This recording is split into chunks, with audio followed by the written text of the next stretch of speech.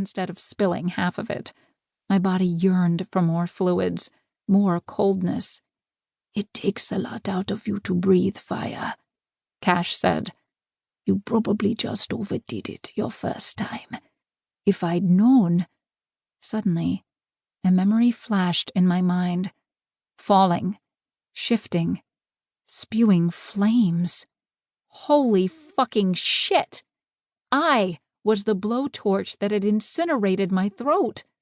"What?" I whispered, my throat feeling clearer despite my continued craving. "If I'd known you could shift into a dragon, I would have trained you a little," Cash said. We all thought, you were a wolf." I thought I was a wolf. If I were more, shouldn't I have known all my life? I'd known I was a wolf for as long as I'd known I was a human. Hell, I'd known I was a wolf during the years of fighting when I'd almost forgotten I was human. How was I just now finding out about this? "Ariana," Owen prompted.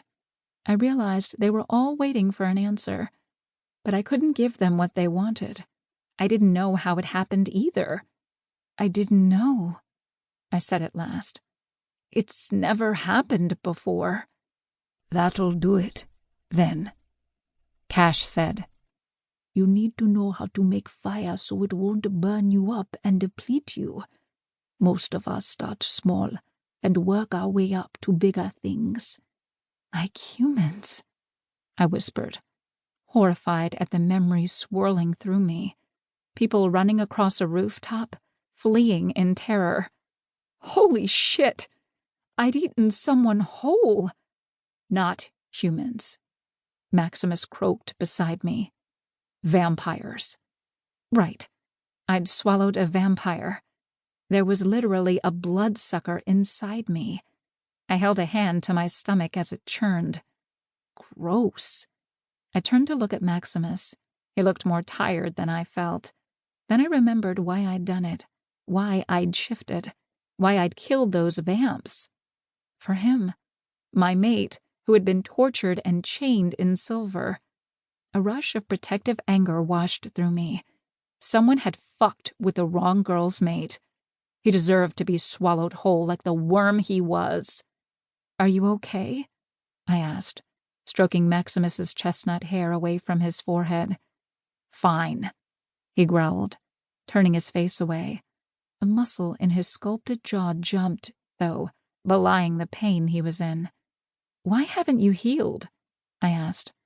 "Silver poisoning," he said, still facing away from me. "I was cut with a silver blade. It slows down healing." Aww.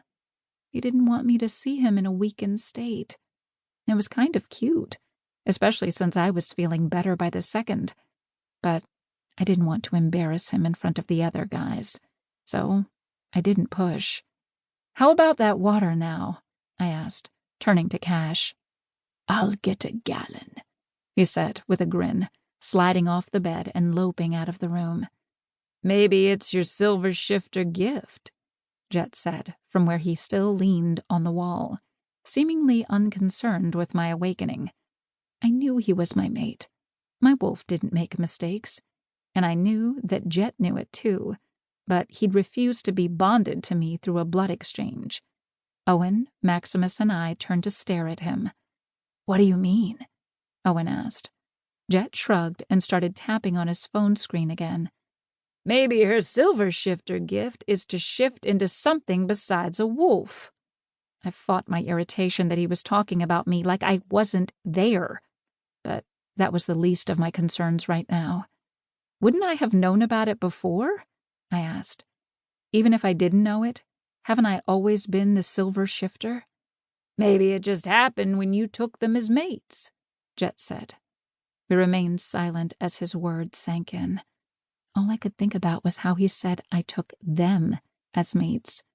My wolf growled at being denied her fourth mate, but I couldn't imagine Jett ever letting me get close enough to kiss him, let alone do a blood exchange.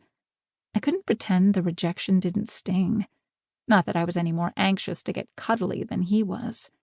The others might challenge me at times, but Jett had been just plain